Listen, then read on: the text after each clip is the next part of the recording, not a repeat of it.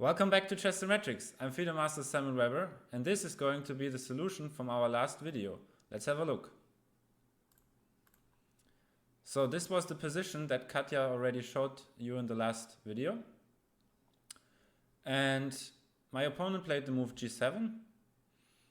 And here I was thinking already for some time, and we were in a deep time trouble. It was move 61. We were playing already for 6 hours and 15 minutes, I guess, something like that. And we were both very tired. But here I used my last chance, calculated and saw the win. And then in the end, something dramatic happened that you will see.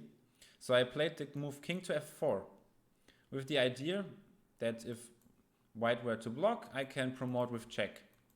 And I think this should be a safe win. If the king goes to a light square, I can even trade the queens and win the bishop, like this.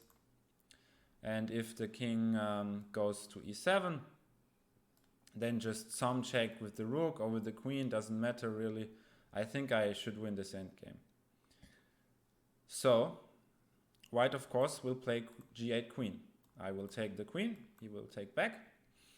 And now this is the very famous endgame, which I always show to my students. And after 6.5 hours almost, your brain is very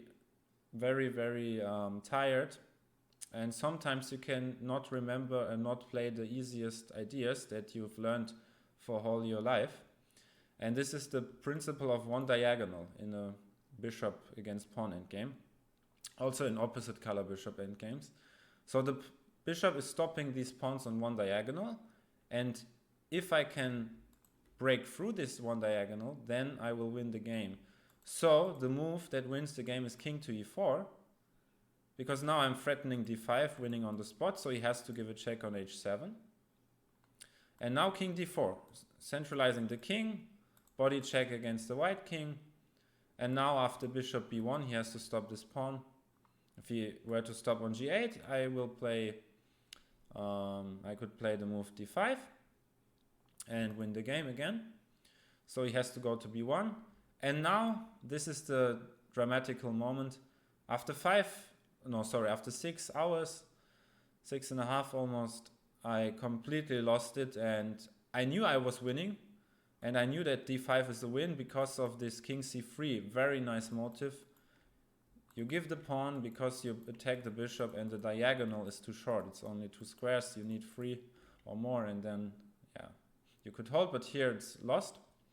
So this is a nice detail, and I saw this and I was very happy in my head to see this. And then the typical situation in time trouble, you think about king c3 and you have king in your mind, and then you look at the clock and you see, oh my god, 2 seconds.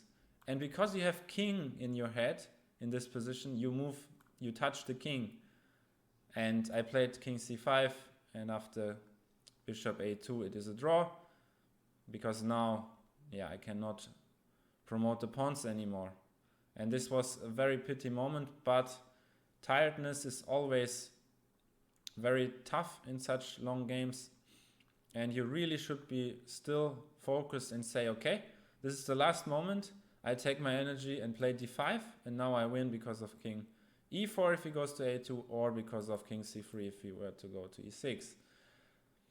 Well, so this was a fascinating moment, fascinating game. And I hope you could learn something about how to break the one diagonal in bishop against pawn endgame.